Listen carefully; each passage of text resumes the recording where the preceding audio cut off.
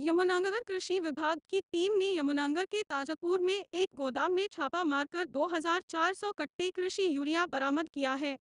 यमुनानगर में पिछले लंबे समय से किसानों के सब्सिडी वाले यूरिया की कालाबाजारी जारी है। किसानों का सब्सिडी वाला यूरिया प्लाईवुड फैक्ट्री में प्रयोग होता है। यमुनानगर के ताजापुर में पहुंची कृषि विभाग की टीम को उक्त गोदाम के अंदर से एक टेम्पो निकलता दिखाई दिया, जिसे रोका गया तो उसके अंदर से कृषि यूरिया के कट्टे बरामद हुए। इसके बाद विभाग की टीम गोदाम में घुसी व गोदाम में एक टीन के शेड के नीचे तकरीबन 2400 कट्टे कृषि यूरिया बरामद हुआ। कृषि विभाग के अधिकारियों ने मौके पर मौजूद इस गोदाम के मालिक नरेंद्र दहिया से गोदाम में रखे कृषि यूरिया के स्टॉक व पीओएस मशीन में दर्ज डाटा बारे जानकारी मांगी। मौके पर मौजूद रहे कृषि विभाग के डिप्टी डायरेक्टर आदित्य प्रताप दबास ने कहा, काफी समय से विभाग की टीम को इस गोदाम के बारे में जानकारी मिल रही थी। वह जब भी यहां आए तो यह बंद मिलाता था। वहीं आज जब टेम्पो गोदाम से निकलता दिखाई दिया तो विभाग के अधिकारियों ने इस अवैध गोदाम में दबिश दी। उन्होंने बताया कि इस गोदाम पर 3 साल पहले भी कृषि विभाग की टीम ने रेड की थी व उसके बाद इसे सील किया गया था। फिर दोबारा से यह गोदाम किस तरह खुला, इस गोदाम से कृषि यूरिया के स्टॉक को रखकर कार्य किया जा रहा है, वह भी जांच में पता चलेगा। यमुनानगर कृषि विभाग की टीम ने यमुनानगर के ताजापुर में एक गोदाम में छापा मारकर 2400 कट्टे कृषि यूरिया बरामद किया है। यमुनानगर में पिछले लंबे समय से किसानों के सब्सिडी वाले यूरिया की कालाबाजारी जारी है। किसानों का सब्सिडी वाला यूरिया प्लाईवुड फैक्ट्री में प्रयोग होता है। यमुनानगर के ताजापुर में पहुंची कृषि विभाग की टीम को उक्त गोदाम के अंदर से एक टेम्पो निकलता दिखाई दिया, जिसे रोका गया तो उसके अंदर से कृषि यूरिया के कट्टे बरामद हुए। इसके बाद विभाग की टीम गोदाम में घुसी व गोदाम में एक टीन के शेड के नीचे तकरीबन 2400 कट्टे कृषि यूरिया बरामद हुआ।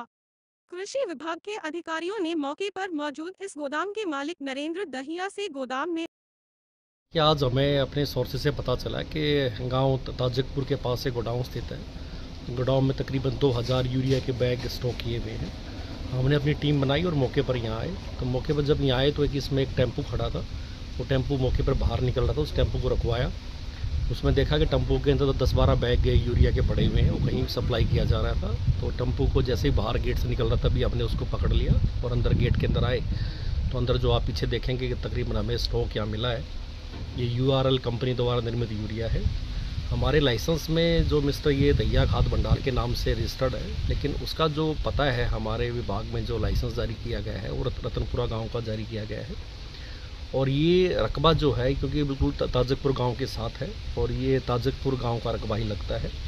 तो इससे पहले भी 3 साल पहले यहाँ पे एक रेड हुआ था इसी गोडाउन पे, इसको सीज किया गया था। तो किस तरह से इसको दोबारा से गोडाउन चालू किया गया, किसकी अनुमति से किया गया, इनके पास जो स्टॉक अवेलेबल है वो आज वर्तमान में कितना स्टॉक अवेलेबल है, क्या ये किसानों के लिए कितना, ये सारा जांच का विषय है। हम इसमें अभी एक एफआईआर दर्ज करवा रहे हैं, प्राथमिकता रिपोर्ट दर्ज करवा रहे हैं थाना यमुनानगर सदर में। उसके बाद ये सारा स्टॉक उनको हैंडओवर किया जाएगा और उनसे ये रिक्वेस्ट की गई कि आप इसकी पूरी तहकीकात करें कि यह यहाँ इस स्थान पर किसे रखा गया था और ये किसको सप्लाई हो रही थी, कि कहाँ से आया है ये।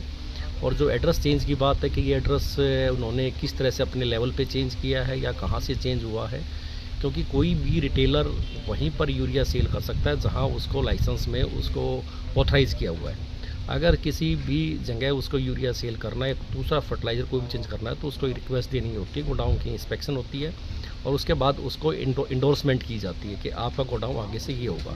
लेकिन हमारे रिकॉर्ड में यह गोडाउन जो है आज इलीगल है। ये सारा प्रकरण है और काफ़ी दिन से हम इसके पीछे लगे हुए थे। आज क्योंकि हम जब भी आते थे ताला बंद मिलता था और बंद परमिसेस में घुसना बड़ा मुश्किल होता है, तो आज ये मौके पर जैसे हमने टेम्पो निकलते हुए पकड़ा और ये सारी कार्रवाई की गई। अभी जो गिनती हुई है, क्योंकि पीछे तक भरा हुआ है, तकरीबन 2400 के करीब बैग हैं। हो सकता है कि 2400 से कम भी हों, लेकिन 2400 के आसपास बैग हैं। उनमें सब में से हमने, हमारे इंस्पेक्टर ने नमूने ले लिए। नमूने लेकर लेबोरेटरी में भेजेंगे ताकि ये भी हो जाए कि इसमें जो स्टॉक में था सारा यूरिया ही था। और उसके अलावा जो पुलिस ने कार्रवाई करनी है एसेंशियल कमोडिटी के तहत करनी है, इलीगल स्टॉकिंग के तहत करनी है या दूसरी जो भी बीएनएस के एक्ट है उनके तहत कार्रवाई के लिए एप्लीकेशन दी गई है। सर, इनका जो पीओएस मशीन है उसका चेक किया, उसमें क्या? हाँ, पीओएस मशीन में अभी चेक कर रहे हैं। वो कह रहे हैं कि जब ये नेटवर्क में थोड़ा नेटवर्क अवेलेबल नहीं है तो नेटवर्क जैसे आ जाएगा उसका भी मिलान करें, क्योंकि सबसे पहला पॉइंट तो ये कि उसका जो स्टॉक पोजीशन है वो पीओएस मशीन से पता चलेगा कि एक्चुअल में पीओएस में कितना है। तो सारी बातें हैं ये निकल के जांच में सामने आएंगी।